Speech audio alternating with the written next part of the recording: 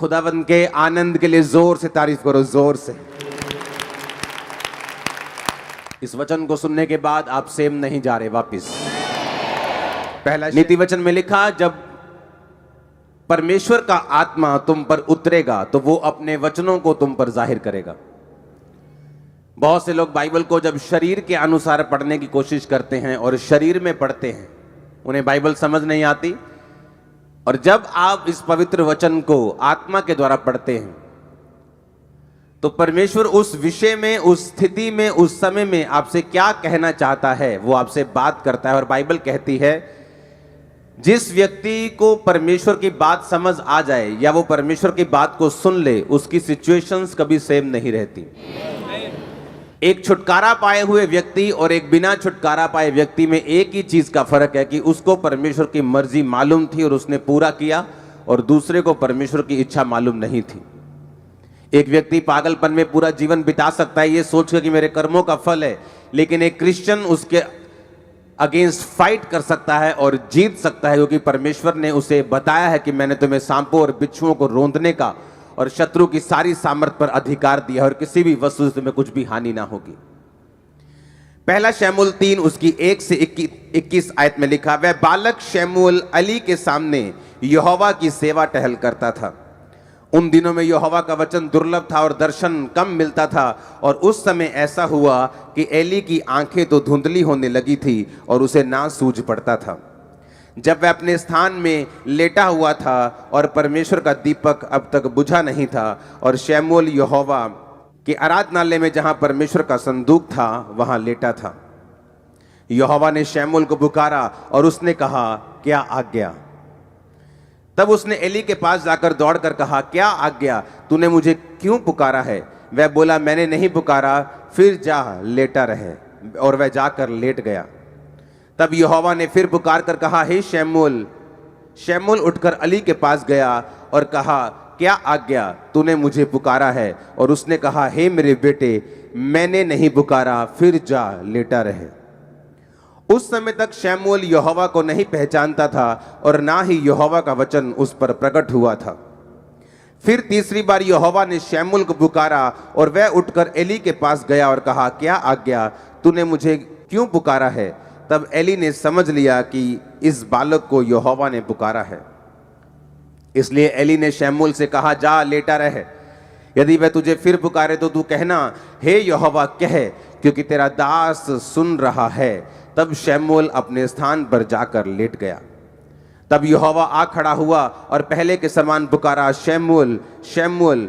शमूएल ने कहा, कह, क्योंकि तेरा दास सुन रहा है। यहोवा ने शमूएल से कहा, सुन, मैं इज़राइल में एक ऐसा काम करने पे हूं जिससे सब सुनने वालों पर बड़ा सन्नाटा छा जाएगा।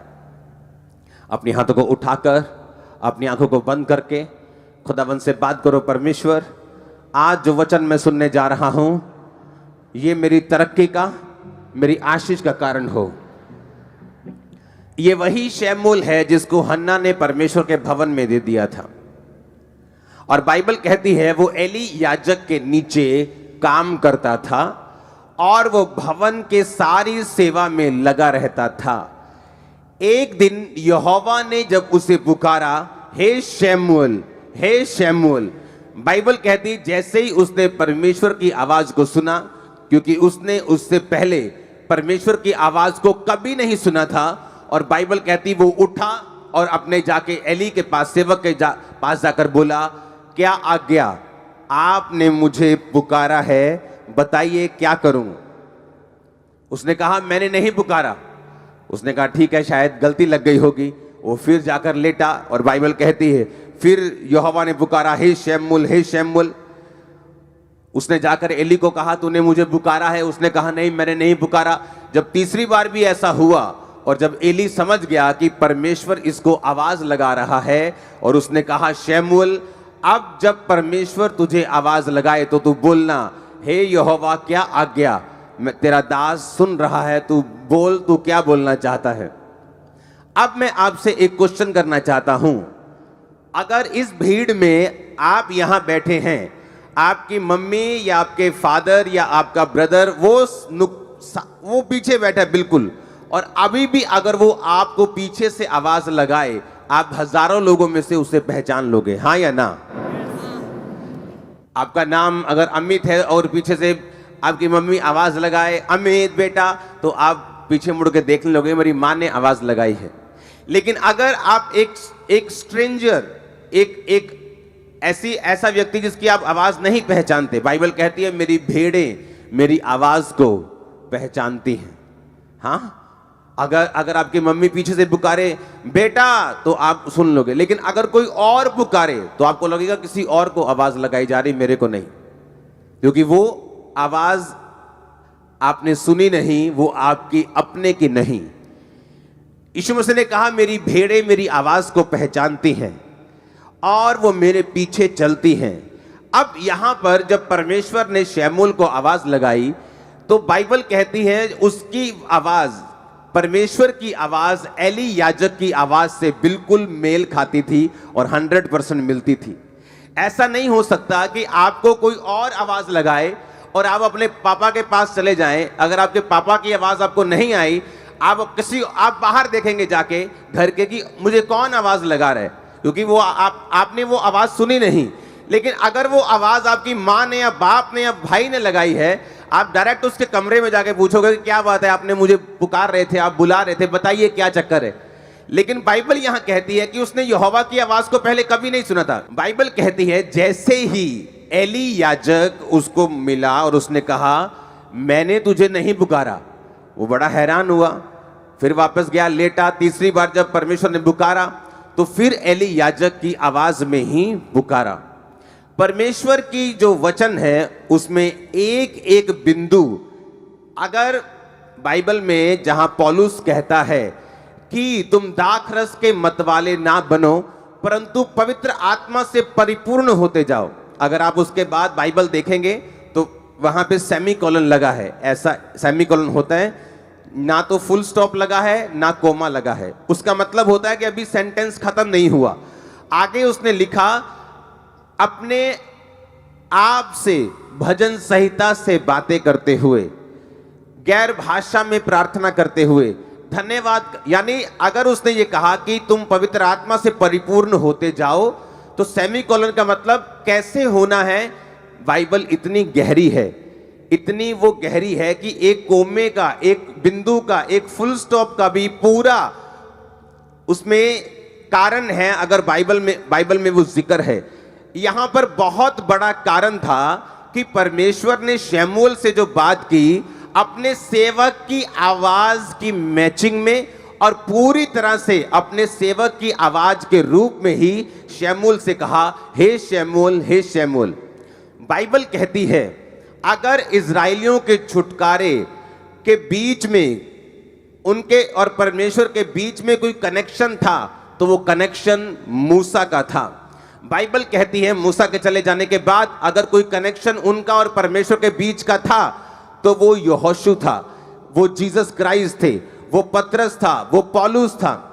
बाइबल कहती है कि परमेश्वर ने जानबूझ के जब शमूएल को आवाज लगाई तो उसने जानबूझ के एली की आवाज में उसको आवाज लगाई। बाइबल कहती है कलीसिया का काम जो है सिर्फ चर्च में आके बरकत को पाना नहीं है। बरकत आपको मिल जाती है जिस दिन आप यीशु मसीह को ग्रहण करते हैं अपने उद्धारकर्ता के रूप में। लेकिन जब आप चर्च में लगाए जाते हैं, रोपे जाते हैं, बोए जाते हैं ताकि आप ग्रो कर सकें, आपका मकसद, एक पेड़ को लगाने का मकसद सिर्फ उसको ग्रो करना नहीं होता, बल्कि उस पेड़ का काम होता है फल देना, उस पेड़ का काम होता है छाया देना। बाइबल कहती है जब परमेश्वर आपको चुनते हैं और अपने भवन में लगाते हैं, जो लोग एक से ज्यादा सेवकाइयों में लगे हुए हैं वो किसी काम के नहीं, मैं आपको गारंटी दे सकता हूं। एक ऐसी मेजर सेवकाई होनी चाहिए जहां से आप परमेश्वर की आवाज को ले पाते हैं, जिसको आप रियली फॉलो करते हैं। अगर आप ज्यादा सेवकाइयों को फॉलो करते हैं आप कहीं नहीं पहुंचते। लेकिन बाइबल कहती है अगर आप एक आवाज को सुनते हैं और फॉलो करते हैं तो परमेश्वर आपको उस दिशा में लेके जाते हैं जो दिशा आपके लिए परमेश्वर ने चुनी है। अगर परमेश्वर ने शमूएल को भविष्यद्वक्ता के रूप में चुना तो परमेश्वर ने जो स्टार्टिंग की वो एली की आवाज के रूप में उसको पुकारा और फिर उसको प्रोफेटिक मिनिस्ट्री में परमेश्वर लेके गया। अब मैं आपको यह बात बताना चाहता हूं क्यों परमेश्वर ने उसको एली की आवाज में पुकारा? जैसे आपका जन्म हुआ मसीह में और आप कलीसिया में लगाए गए, बाइबल कहती है, पौलुस ने कहा वो कलीसिया जिसने उसकी 2 बार सहायता की लेने और देने में और दानों और सहायता में, और बाइबल कहती है उसने कहा परमेश्वर तुम्हारी हर घटी को महिमा सहित मसीह यीशु में पूरा करेगा। यानी परमेश्वर की आवाज ये थी कि तुमने जब मिशनरी कामों में मेरा साथ दिया इसलिए मैं तुमको ब्लेस करूंगा। यही काम कलीसिया का था। कलीसिया ने गलती की, सबसे पहली गलती कलीसिया की थी जब यीशु मसीह जी उठे, और जी उठने के बाद जब वो स्वर्ग चले गए, 40 दिन प्रचार करने के बाद 41वें दिन हजारों लोगों के बीच में वो स्वर्ग में गए। और बाइबल कहती है उसी तरह वो हमको लेने भी आने वाले, हमें तैयार रहना है। और बाइबल कहती है उसके बाद जब चेले प्रचार करने लगे और वही चिन्ह चमत्कार चेलों की जिंदगियों से होने लगे, वही मिरेकल्स होने लगे। और बाइबल कहती जब चेलों पर सताव आया और याकूब तलवार से मारा गया, और बाइबल कहती कलीसिया को गलती याद आई कि हमें सिर्फ चर्च में लगाए जाने का कारण आशीष लेना और लंगड़े चलाना और अंधों को आंखें दिखवाना नहीं है। हमारा खुद की ये रिस्पॉन्सिबिलिटी है कि हम प्रेरितों के लिए प्रार्थना करें। और बाइबल कहती जब पतरस को भी उन्होंने मारने के लिए पकड़ा और कलीसिया लॉ लगाकर, यानी पूरी तरह से एकजुट होकर और पूरी तरह से बिना डिस्ट्रैक्शन के, कोई 1 घंटे वाली वो 1.5 घंटे वाली प्रार्थना नहीं थी, लॉ लगाकर, मतलब लगातार वो बैठ चुके थे कि परमेश्वर से, जिस तरह लोग धरना लगा के बैठ जाते हैं कि जब तक सरकार हमारी बात नहीं सुनेगी हम उठेंगे नहीं, और जब सरकार देखती है कि धरना असली वाला ये उठेंगे नहीं तो अब आपकी बात वो सुनती, लेकिन जब उसको मालूम होता है कि ये धरना बहुत लंबा नहीं चलने वाला, वो बात को मानती नहीं। उसी तरह से परमेश्वर को मालूम है कि ये व्यक्ति जब प्रार्थना में बैठ चुके हैं, लॉ लगाकर वो प्रार्थना कर रहे हैं, और बाइबल कहती परमेश्वर ने अपने स्वर्गदूतों को रिलीज किया।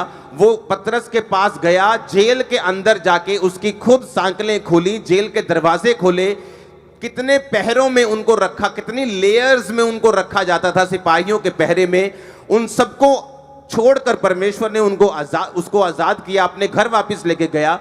और फिर कलीसिया को समझ आई कि हमारा काम सिर्फ बरकत लेना ही नहीं, हमारा काम उस विजन, उस मिशन के लिए प्रार्थना करना भी है जो परमेश्वर ने दासों को दिया है। और जब लोग अपने सेवकों के लिए प्रार्थना करने लगे, जब लोग बोने लगे, जब लोग उस सेवकाई में हिस्सा डालने लगे और जब खुद लोग सेवा करने लगे, बाइबल कहती वो कलीसिया गिनती में दिन प्रतिदिन बढ़ती गई। बाइबल कहती वो कलीसिया ग्रेस में बढ़ती गई। कोई भी दरिद्र नहीं था, कोई गरीब नहीं था, कोई भी वांटेड, की हर किसी के पास जैसे वांट रहती, कमी रहती कि मेरे पास ये चीज की कमी, बाइबल कहती है उस कलीसिया के पास किसी चीज की कमी नहीं थी। वो कलीसिया गिनती में बढ़ती गई और एक ऐसा समय आया जब लोग डरने लगे, उनकी गिनती इतनी बड़ी हुई। बाइबल कहती है वो उस काम कैसे पूरे हुए, प्रेरितों ने जो काम किया अपनी तरफ से परफेक्ट किया, कोई कमी नहीं छोड़ी। कलीसिया ने भी अपनी तरफ से कोई कमी नहीं छोड़ी। और बाइबल कहती है जब एक देह मिलकर कंप्लीट काम करती है, मुंह सही काम करता है, हाथ सही काम करते हैं, पैर सही काम करते हैं, तो बाइबल कहती है वो देह उन्नति पाती है, बरकत पाती है। और उसी तरह से बाइबल कहती है जब सबने मिलकर काम किया तो परमेश्वर ने अपनी आशीष को उस कलीसिया के ऊपर रखा। और बाइबल कहती कोई भी दरिद्र नहीं था, सब लोग ब्लेस्ड थे। आपको मैं उसी कलीसिया के रूप में आज से देखूंगा, आप लोगों को उसी कलीसिया के रूप में मैं जानना चाहूंगा। आमीन। मेरे को ऊंचे वाला चाहिए, बरकत ऊंचे वाली होगी। अब परमेश्वर का जो मकसद था वो मकसद था कि शमूएल के जरिए हमें ये बात को समझाना कि बाइबल कहती है जब इजराइलियों ने प्रार्थना की कि परमेश्वर, क्योंकि शैतान ने ज्यादा तंग करना शुरू किया, अगर शैतान ज्यादा तंग ना करता, मिस्री ज्यादा तंग ना करते तो कभी प्रार्थना वो बढ़ाते नहीं, सदा उस कंडीशन में पड़े रहते।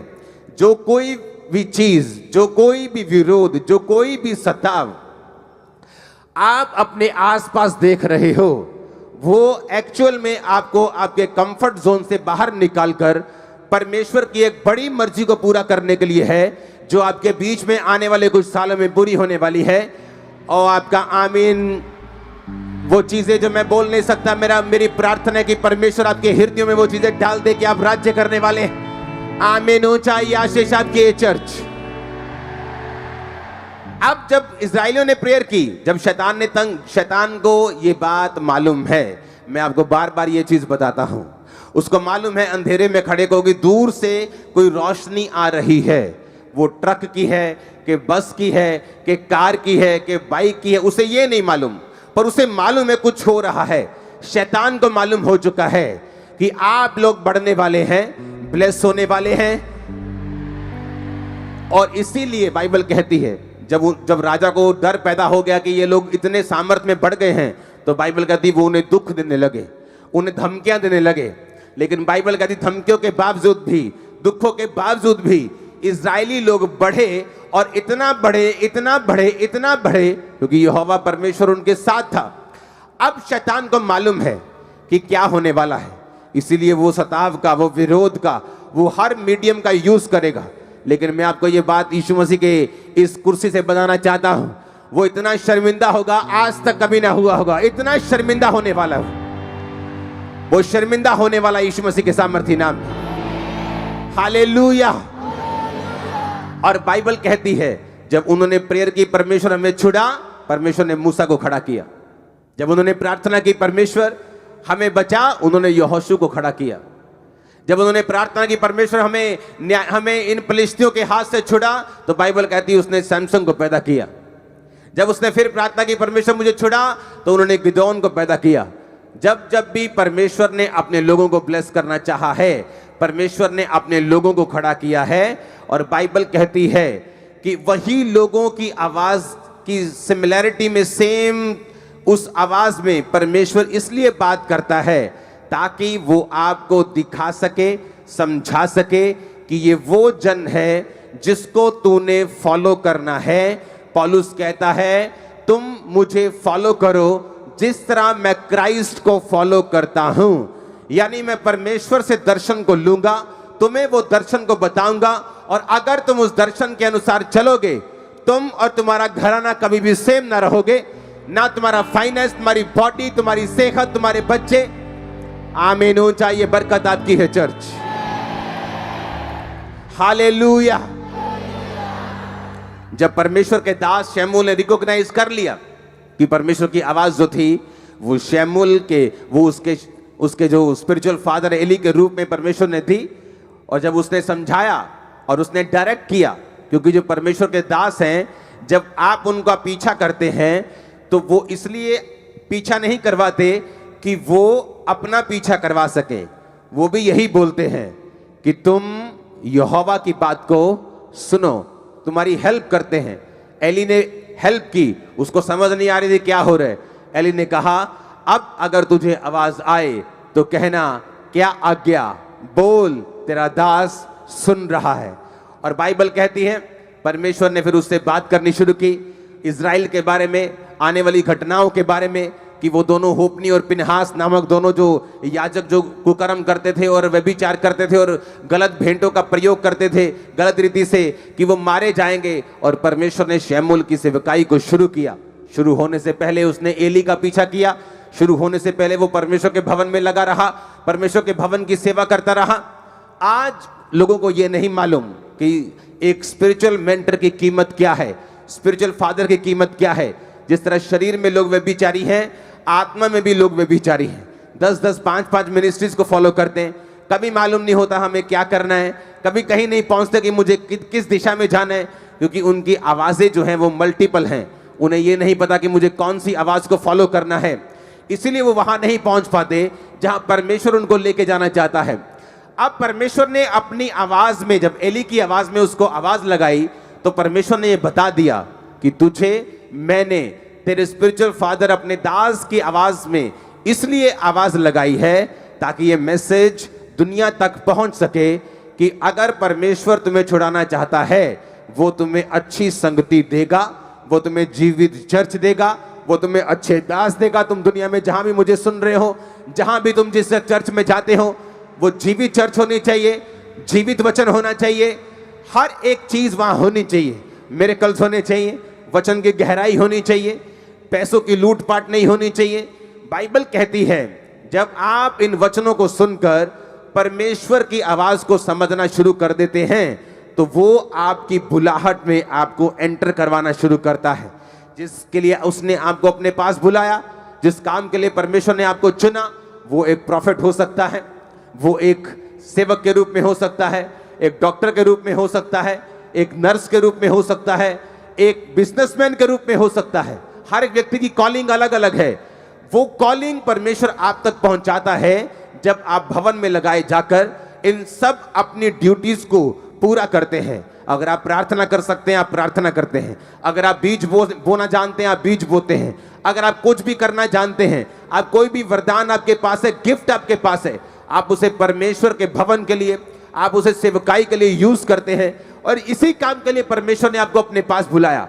उसने सिर्फ ऐसी कलीसिया बनने के लिए आपको नहीं बुलाया कि आप आए, आमीन आमीन करें, अपनी हीलिंग ले, ब्लेसिंग ले, अपनी साल्वेशन ले और यहां से चले जाएं। बाइबल कहती है आप ब्लेस्ड हैं दूसरों को ब्लेस करने के लिए, डिलीवर हैं दूसरों को डिलीवर करने के लिए, आप चंगे हैं दूसरों को चंगा करने के लिए, आप बचाए जा चुके हैं दूसरों को बचाने के लिए।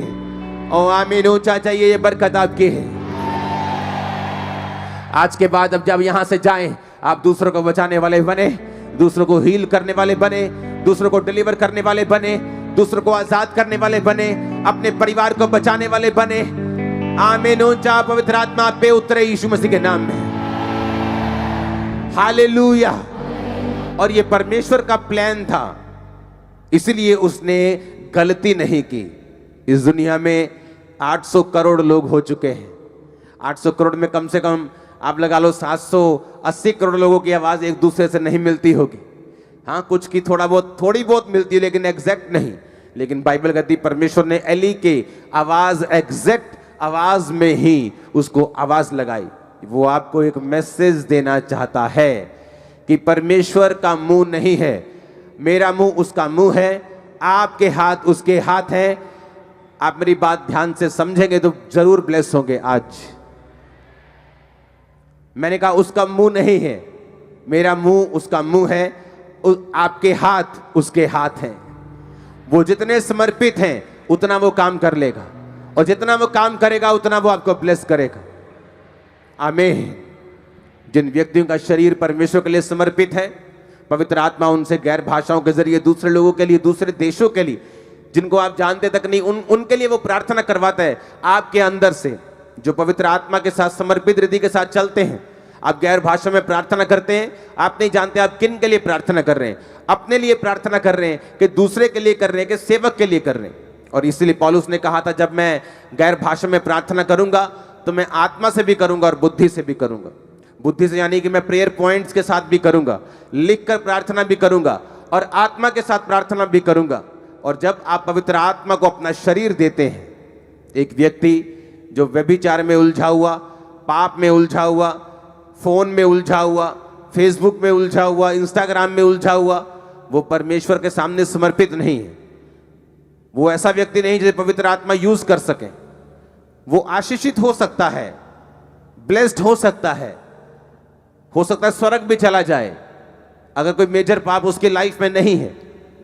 लेकिन क्या वो इस्तेमाल हो रहा है खुदावंद के लिए? क्या वो यूज हो रहा है? अगर आप यूज होना शुरू होंगे, इस्तेमाल होना शुरू होंगे, वो चाहे थोड़ी स्टार्टिंग क्यों ना हो, शुरुआत थोड़ी क्यों ना हो, वो आपकी जनरेशंस को चुन लेगा, आपके पोतों तक को चुन लेगा। सारा पैटर्न चेंज हो जाएगा, सब कुछ बदल जाएगा। दो गाड़ियों के ट्रैक जब चलते हैं साथ साथ, एक लुधियाना तक जाता है और एक मुंबई तक जाता है, लेकिन अभी दोनों साथ साथ चल रहे हैं। अगर आप ट्रैक चेंज करेंगे तो ज्यादा फर्क नहीं लगता, ये भी इधर जा रहा है और ये भी इधर जा रहा है। लेकिन एक समय आता है जब वो ट्रैक अलग हो जाता है, आगे बढ़ जाता है, अलग ही हो जाता है। इसी तरह से कलीसिया में बैठे हुए लोग हैं, एक सेवा करने वाला, एक बिना सेवा वाला, दोनों सेम ट्रैक पे लग सकते हैं, दोनों बराबर लग सकते हैं, लेकिन उनका फ्यूचर बराबर नहीं है। सेवा करने वालों का फ्यूचर बराबर नहीं है। वो दूसरों से कहीं अधिक आशीषित होंगे, दूसरों से कहीं अधिक आगे होंगे। आमीन, ऊंचा, ये बरकत आपकी है। हालेलुया। ये इत्तेफाक नहीं था कि परमेश्वर उसे एली की आवाज में ही आवाज लगाए। अगर परमेश्वर थोड़ी सी भारी आवाज निकालता, शमूएल, तो उसको मालूम होता कि परमेश्वर की ये किसी की आवाज लग रही, स्वर्गदूत की आवाज लग रही, ये किसी और की आवाज लग रही, ये बड़ी हेवनली आवाज लग रही, कहीं परमेश्वर तो नहीं है। तो वो बोल सकता कि तू कौन है, मेरे को आवाज क्यों आ रही है, तू क्या है। लेकिन बाइबल कहती है उस परमेश्वर की आवाज बिल्कुल एली की आवाज की तरह थी। वो आपकी स्पिरिट में कोई मैसेज देना चाहता है। आमीन। ये गलतियां वहीं होती हैं जहां कलीसियाएं नहीं होती हैं। अगर आप अफ्रीका में चले जाएं, 1386 मिलियन वहां पे लोग हैं। आपको इंडियन भाषा में बताऊं तो 135 करोड़ के करीब वहां पे लोग हैं। 70% लोग वहां पे मसीही हैं, क्रिश्चियंस हैं, 70%। पिछले दिनों एक टेस्टिमनी दे रहा था आदमी, वो उस देश का वाइस प्रेसिडेंट बन गया और एक चर्च में वो स्टैंडिंग वॉलंटियर था। डेक बाइबल को लिखने वाला। मैंने आज तक, मुझे इतने साल हो गए परमेश्वर में चलते, मैंने डेक बाइबल जैसी कोई बाइबल नहीं देखी आज तक। चाहे मैं उसे रोज नहीं पढ़ता हूं, मैं अपनी पर्सनल बाइबल को ज्यादा और इब्रानी यूनानी भाषा को ज्यादा पढ़ता हूं, लेकिन डेक बाइबल के जैसी कोई बाइबल इस पृथ्वी पे अब तक नहीं है। बाइबल अलग अलग नहीं है। कुछ लोग बोलते हैं बाइबल में शोध हुई है। इन्होंने दे बाइबल जो हजार शोधा हो गई हैं जी।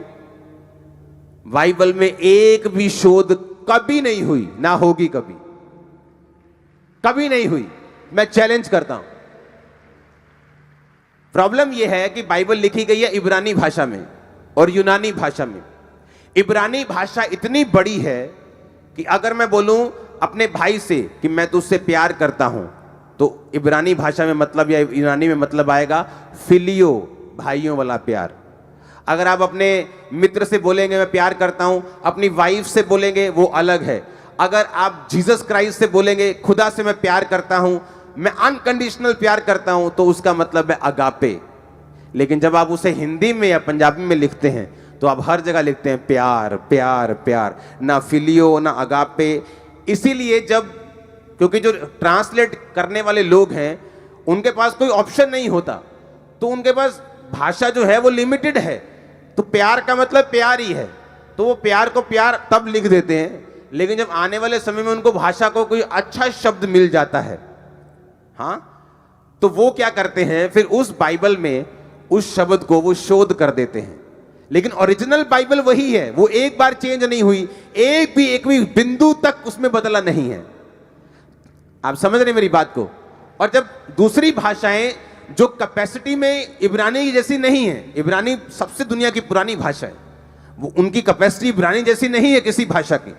इंग्लिश में भी शोध हुई है, हर भाषा में हुई, क्योंकि जैसे ही उनको अच्छा शब्द उससे मिलता है वो उसको काट कर अच्छे और उससे भी और बेटर शब्द को लिख देते हैं। लेकिन जो ओरिजिनल बाइबल इब्रानी यूनानी में है उसमें वो ऐसा नहीं कर सकते, क्योंकि वो लिखी जा चुकी है और वो कंप्लीट है और वो पूरी है।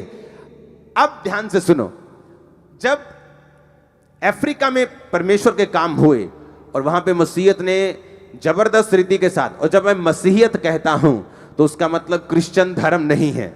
हम जानते हैं कि परमेश्वर धर्म बदलने नहीं आया, हाँ या ना? नहीं तो वो सबसे कहता पहले ईसाई बनोगे तो मैं तुमको ये दूंगा, पहले ईसाई बनोगे।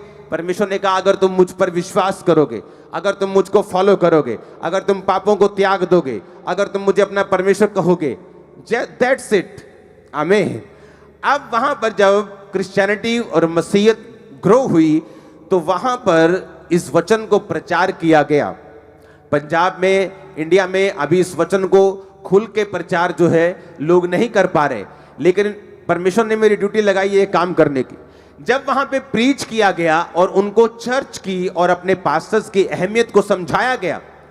आप इमेजिन करो, डेक बाइबल ऐसी बाइबल नहीं है जितना उसने एक्सप्लेन किया है नीचे। जब वो लिखी गई, वो व्यक्ति जिस चर्च का मेंबर था, एक मेंबर ने वो बाइबल लिखी है और उस पास्टर से प्रार्थना करवाने के लिए गया कि मैंने ये बाइबल लिखी है, मुझ पे प्रार्थना कर दीजिए।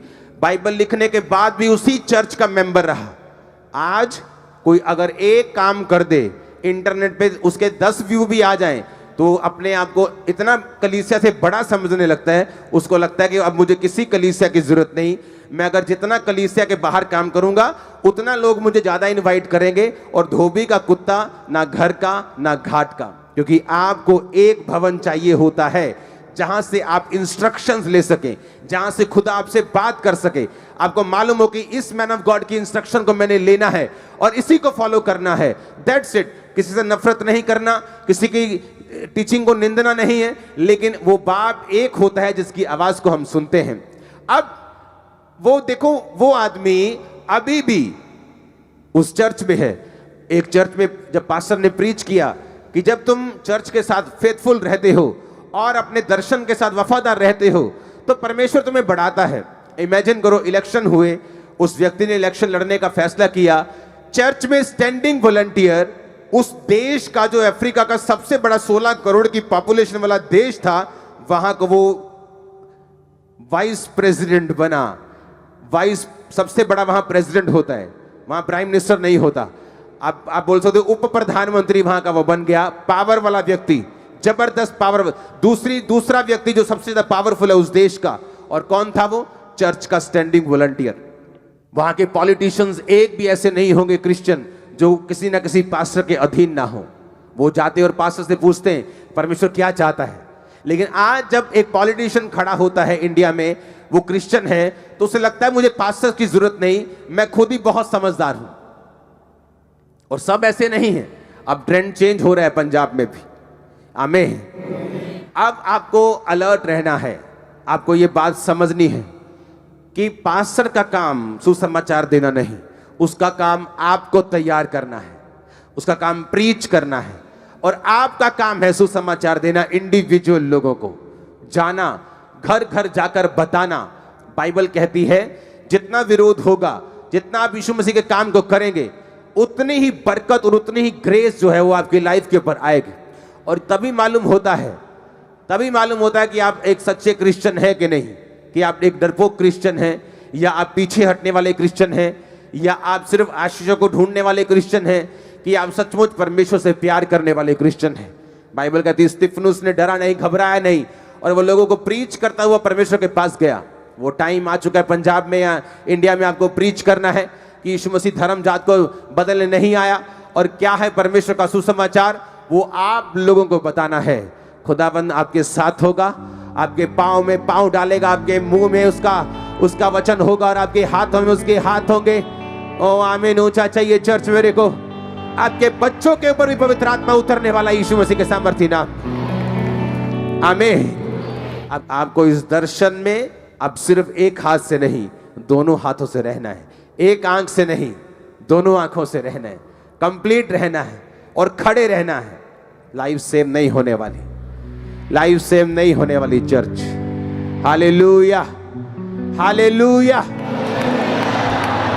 अगर आज आप अफ्रीका में देखेंगे तो वहां पर आपको डॉक्टर्स क्रिश्चियन मिलेंगे, वहां पर आपको बहुत से लोग जो हैं वो मसीही मिलेंगे, पॉलिटिशियंस मसीही मिलेंगे। क्योंकि जब पॉलिटिक्स का जिक्र होता है तो लोगों के दिमाग में यही होता है कि घपलेबाजी, गालियां, धरने, दंगे। लेकिन जो पॉलिटिक्स है वो एक्चुअल में ऐसी नहीं है।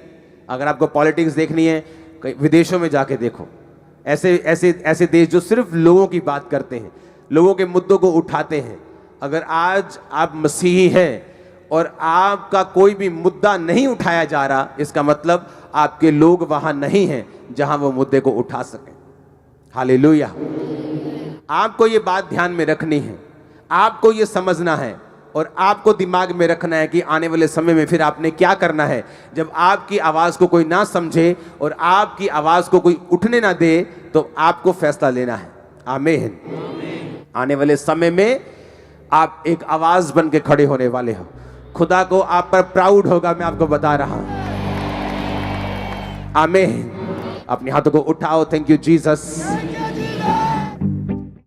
हमारे YouTube चैनल को सब्सक्राइब करें ताकि आप परमेश्वर के गहरे भेदों को जान सकें कि कैसे आप परमेश्वर में बढ़ सकते हैं, कैसे आप दुष्ट आत्माओं से, नशों से, बीमारियों से और वंशों के श्रापों से आजाद हो सकते हैं।